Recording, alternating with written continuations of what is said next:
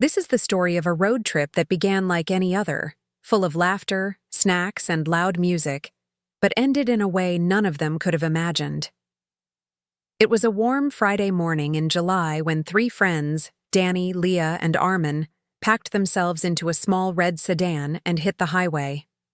The plan was simple: drive into the mountains, visit a couple of old, quiet towns, take pictures of beautiful views, and stay at a cheap roadside motel before heading back the next day. They were all in their early 20s, freshly out of college, and desperate for an escape from the boredom of daily life. They craved something exciting, something different, and the road seemed to promise exactly that. The first half of the day passed by like a dream. The skies were clear, and the open road stretched ahead like a ribbon of freedom. They stopped at gas stations, picked up chips and sodas, sang along to classic rock on the radio, and took photos at every odd landmark they passed: a broken statue, in a field, a crooked wooden fence, an abandoned playground. The joy was easy and natural, as if the world had paused just to let them enjoy this perfect ride. Somewhere around mid-afternoon, they reached the edge of the national forest. The trees grew thicker, taller, and greener, and the highway slowly turned into a narrow two-lane road that snaked through the hills. It was beautiful, like something from a postcard, and none of them felt even the slightest worry about the direction they were going. Armand, who was driving, saw a small road branching off to the right and took it without hesitation, thinking it might lead to a higher viewpoint. Leah pointed out the sudden drop in phone signal, but Danny waved it off, joking that it was a sign. They were finally leaving the real world behind. That's when things began to shift. The road that had started out paved and smooth quickly became bumpy and cracked. The trees on either side grew closer, almost like they were leaning in to listen. Sunlight struggled to reach the ground as the canopy thickened above them. There were no other cars on the road, no houses, no signs of life at all. Even the birds had gone silent. The laughter in the car slowly faded into quiet, and Leah turned down the music. It didn't feel like they were going toward a town anymore. It felt like they were going somewhere that wasn't meant to be found. A few minutes later, they came to a fork in the road. The GPS had stopped working completely, and none of their phones had signal. Armin stopped the car and looked around. The right path dipped into a darker, more overgrown area, while the left seemed slightly wider, though just as lonely. They debated for a moment before choosing the left, thinking it looked more like a main road. But the further they went, the worse the road became. Potholes deep enough to jerk the car, branches fallen across the path, and a growing smell in the air, something faint and sour like old, wet leaves mixed with smoke. Then they saw it, a wooden sign, half hidden by the overgrown weeds on the side of the road. The wood was cracked and weathered, green with moss and age. The paint had nearly faded, but one could still make out the words carved into it: "Welcome to Dagger Hill." None of them had heard of that place before. Danny pulled out his phone, again, trying to look it up, but there was still no signal, no Wi-Fi, nothing. Armin asked if they should turn back, but Danny shook his head. He was curious. He always had a taste for the strange and unknown. He said it was probably one of those forgotten ghost towns, the kind that barely existed on a map, perfect for spooky photos. So they kept driving. The road turned tighter, winding like a snake through the forest. The trees leaned even closer now, their branches forming strange shapes above the car. Shadows danced across the windshield. It was only 5 p.m., but the light was fading fast. At some point, none of them even realized when, the road stopped feeling like a road and started feeling like a trap. That was when the car made a strange noise. Clunk, clunk, clunk. Armin frowned and pressed the brake. The engine gave a soft wheeze and died. The car rolled to a slow stop in the middle of the narrow road. No matter what Armin did, turning the key, checking the dashboard, the engine wouldn't start again. The silence around them grew thicker. Danny got out to check the hood while Leah sat quietly, hugging her arms. The smell from earlier was stronger now, earthy, burnt, and wrong. As Danny was bending over the engine, Leah whispered something. Armand looked where she was pointing. There, standing just ahead of the car in the middle of the road, was a girl. She looked about 16. Pale skin, long black hair that covered her face, a white dress, stained and dirty like she'd been walking in the woods for days. Her arms hung at her sides. She didn't move, didn't speak. Armand froze. Danny stood up and noticed her too. He raised a hand. "Hey, are you all right?" The girl didn't answer. Instead, she slowly raised one hand and pointed. She pointed toward the trees. Then, without a word, she turned and walked into the woods. None of them moved for several seconds. The air felt cold, even though it was summer. Danny, always the one to act, said they should follow her. Maybe she was lost, or maybe she lived nearby. Maybe she knew where they were. Armand said it was a bad idea, but Danny was already walking, after her. Leah looked scared, but she followed him anyway. Armand hesitated. Something in his gut screamed that this was wrong, that nothing about this was normal. But friendship can make people do foolish things, and so, one by one, they stepped off the road and followed the girl into the woods. That's when the real nightmare began. The forest swallowed them whole the moment their feet left the cracked road. Trees stood like silent guards, tall and ancient, their twisted branches locking out most of the light. The air inside felt heavier, damp with a strange moisture that clung to skin and clothes. A soft crunch of dry leaves and snapping twigs followed every step. No one spoke, not at first. The three friends moved quietly, eyes searching through the gloom, following the path the girl in the white dress had taken. She was just a few steps ahead when they first entered, but now her figure had vanished into the growing shadows. Still, they pressed forward, hoping to spot a glimpse of her again through the thick underbrush. After what felt like several minutes, Danny called out gently, asking if the girl was okay, his voice barely louder than the wind. The only answer came in the form of rustling leaves somewhere ahead, as if someone, or something, was moving through them. Armand's hands tightened into fists at his sides, his instincts growing louder with every step. Leah's breathing had turned shallow and her eyes darted between the trees, expecting something to leap out. The deeper they walked, the stranger the forest became. Tree trunks appeared charred in patches, like they'd once caught fire. Some trees had long claw marks down their bark, deep and fresh.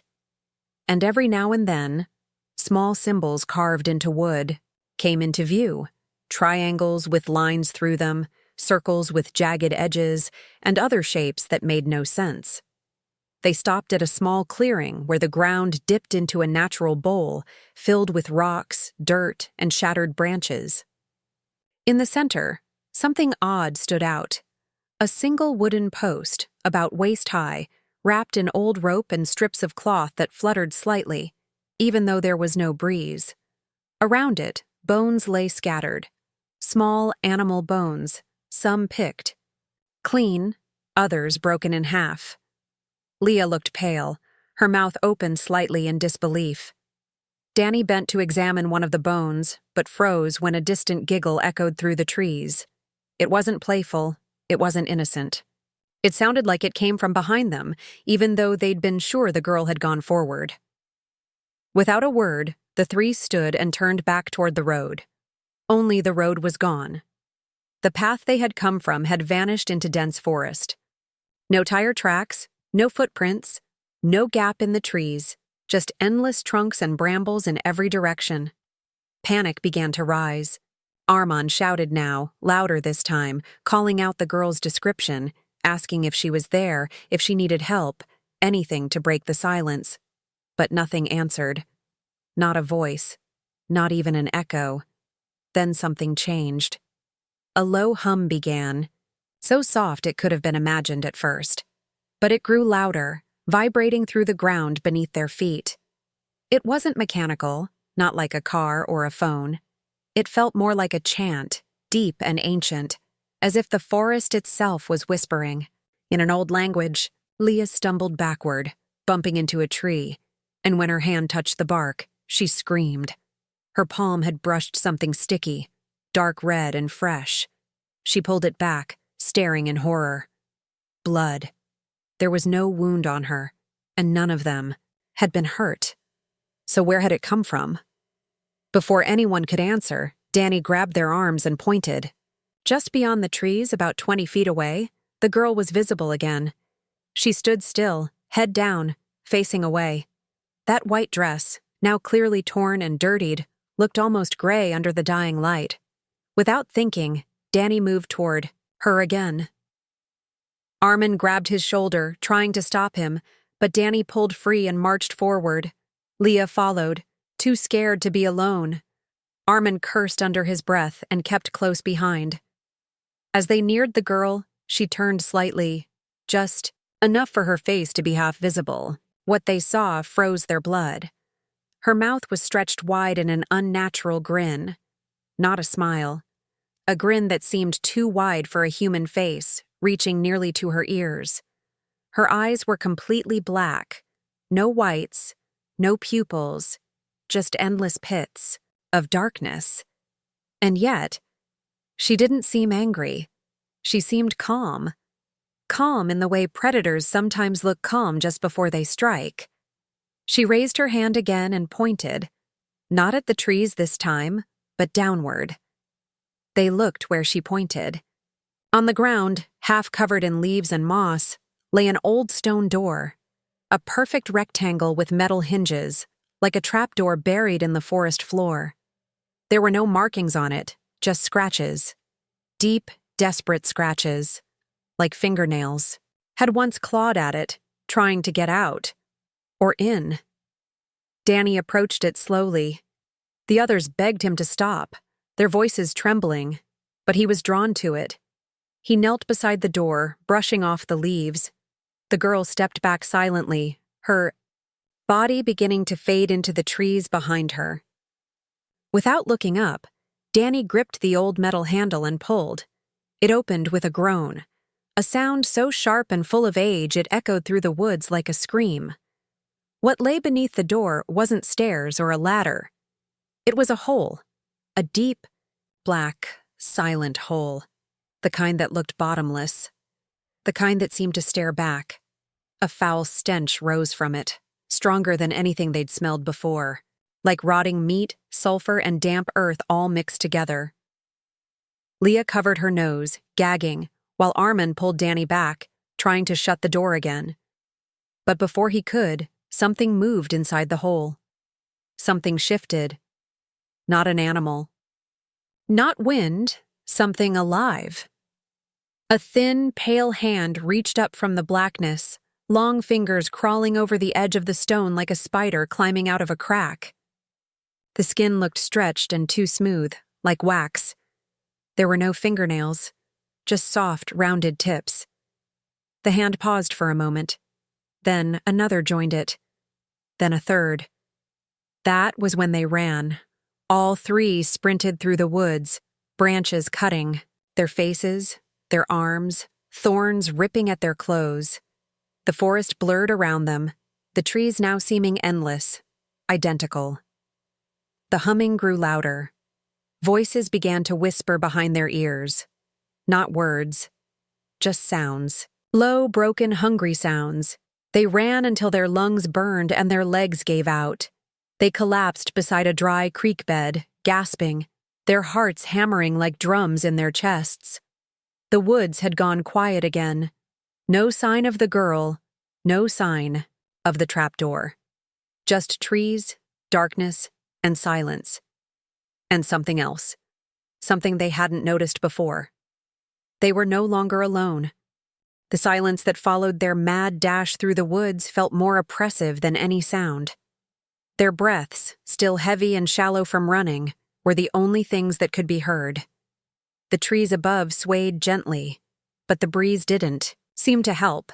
It didn't cool them down. Instead, it made everything feel colder, like the air itself was thick with something unseen, something waiting. The creek bed they had collapsed near offered no comfort, just a small, trickling stream of water that seemed to lead nowhere, winding off into the darkness. They huddled together, trying to catch their breath, their eyes darting around the endless rows of trees, half expecting something, or someone, to leap out at them from the shadows. Leah was the first to speak, her voice a whisper as if saying, "Anything louder would bring doom." "What was that? What happened back there?" Her face was pale, her hands trembling as she wiped the dirt from her legs, still shaking from the terror that had gripped her. She looked at Danny, her eyes wide with disbelief. That girl, she was wrong. She was something else. Danny, still staring at the forest, nodded slowly. His mind was spinning. He couldn't even begin to process what they had just witnessed. The girl, the door, the thing that had reached up from the blackness. He wanted to tell Leah he didn't know what had happened, that it didn't make sense, but deep down, he understood that everything they'd seen was connected, that something had been waiting for them in those woods. Armand, still trying to catch his breath, rubbed his temples as if trying to shake off a nightmare. "I don't know what that thing was," he said, "but whatever it was, we need to leave. Now." Leah looked at him, her eyes filled with a terror that mirrored his own. "We can't leave, Armin. The road's gone. We're trapped." Her voice broke on the last word, the reality of their situation finally sinking in. They had walked into a place with no exit, a place that didn't follow the rules of the world they knew. The phone signal was still gone. The road that had led them here was no longer there. It was like they were stuck in some kind of twisted dream. No matter which direction they tried to go, the trees just seemed to keep them in place. Danny stood up, his mind racing. He had to do something. Anything. They couldn't just sit here forever.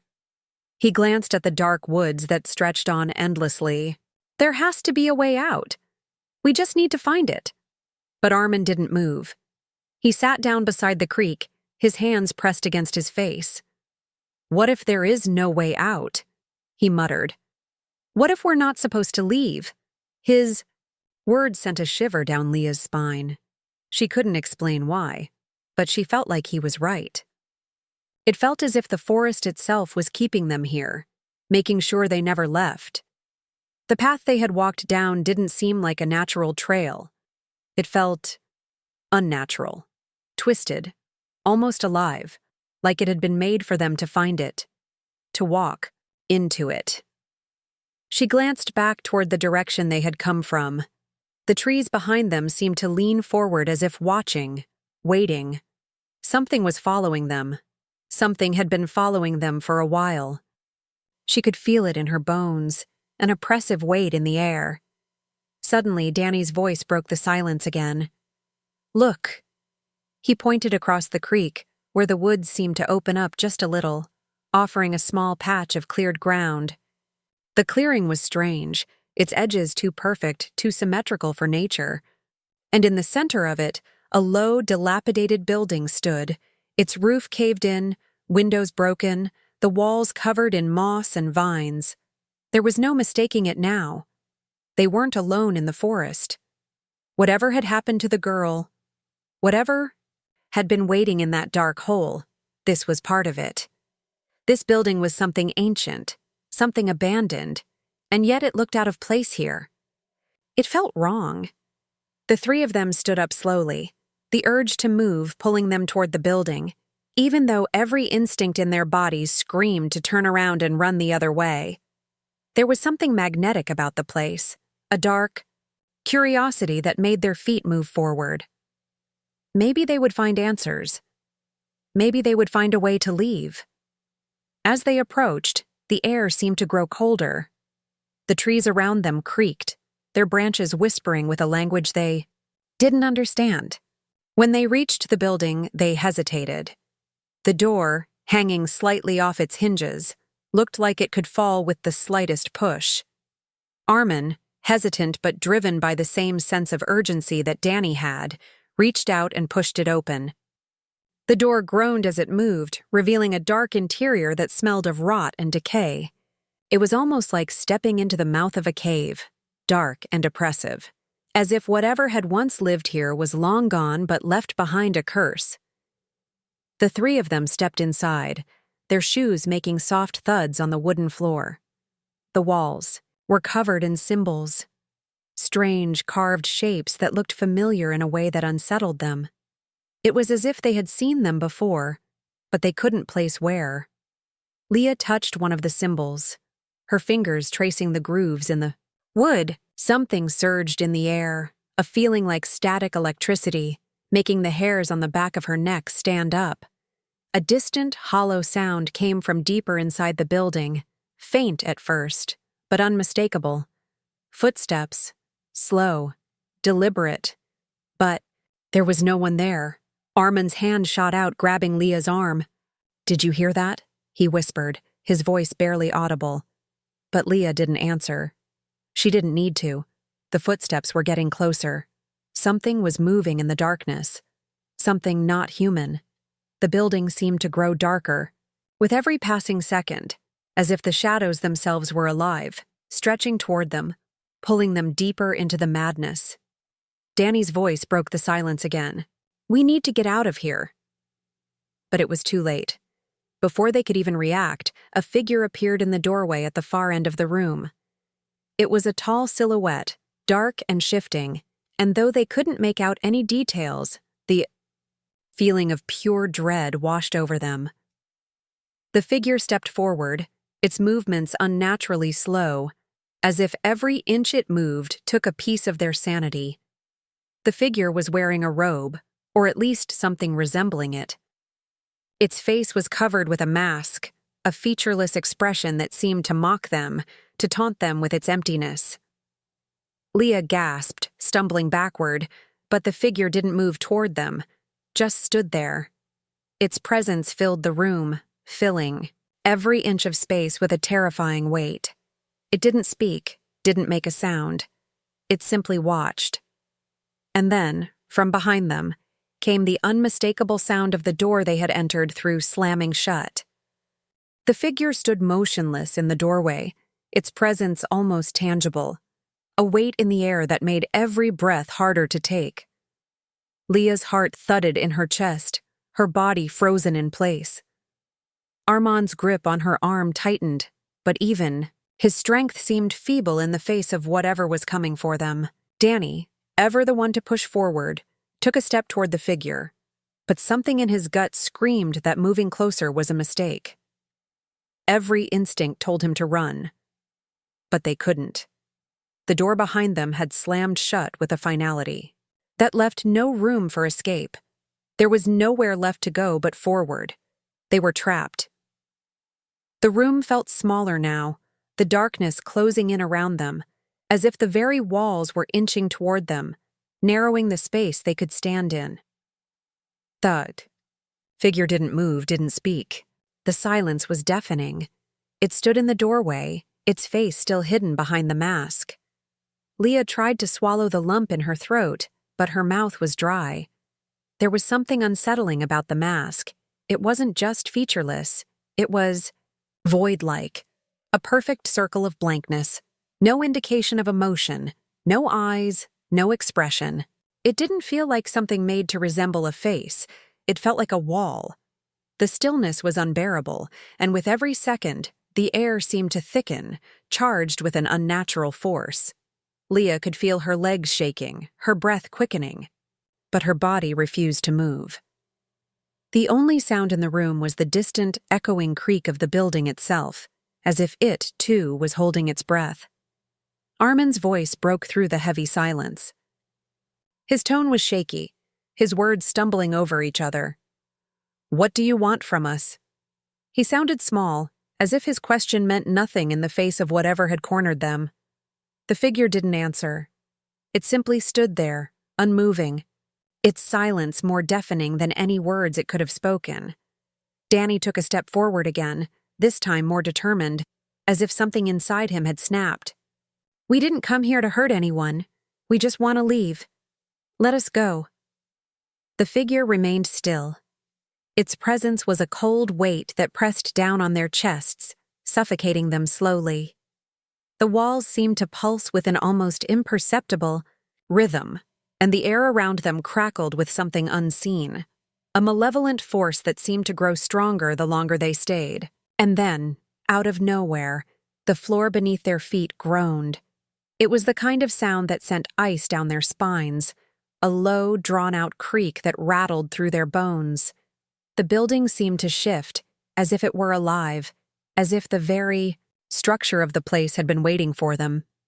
Leah's heart pounded in her ears as she spun around, searching for any way out, but there was nothing, only darkness, thick and oppressive, waiting for them to make the wrong move. The figure finally moved. It was slow at first, deliberate, as if it was savoring the moment. It raised one hand, and Leah froze, a scream stuck in her throat. She wanted to run. She wanted to push past Danny and Armin, to tear open the door and escape, but her body wouldn't obey. The air seemed to thicken, pushing against her, holding her in place.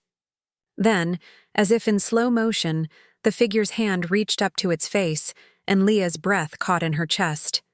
It lifted the mask. Time seemed to stop. For a brief moment, everything was still, so still that the weight of the silence felt as if it were crushing her. She could feel her pulse in her throat, in her ears, a heavy thud that drowned out everything else. As the mask came off, Leah gasped, and Armin's grip on her arm tightened. There was no face beneath the mask, no eyes, no mouth, only darkness, an empty void that seemed to absorb the light around it. The very air around the figure shimmered, as if it were distorting, bending in unnatural ways. The figure's hand dropped to its side, and it took a single step forward. It didn't speak, didn't make a sound, but Leah felt the pull of something, an unnatural force, like a magnet dragging them toward it. The floor beneath their feet shifted again, and this time, it wasn't just the sound of creaking wood. The ground trembled, a low, rumbling vibration that made the building sway, as if something deep beneath it was waking up. And then the whispers started. Low at first, like the wind through the trees, but growing louder with each passing second. They were unintelligible at first, just a jumble of sounds. But then, just barely audible, a voice broke through. Leah couldn't make out the words, but the tone was unmistakable. A cold, hollow echo that felt as if it were coming from the depths of the earth itself. Danny, his face pale, looked over at Leah and Armin. His eyes were wide with fear, but there was something else in them too, a strange, desperate resolve. "We need to get out of here," he said, his voice tight with panic. But the figure didn't let them move.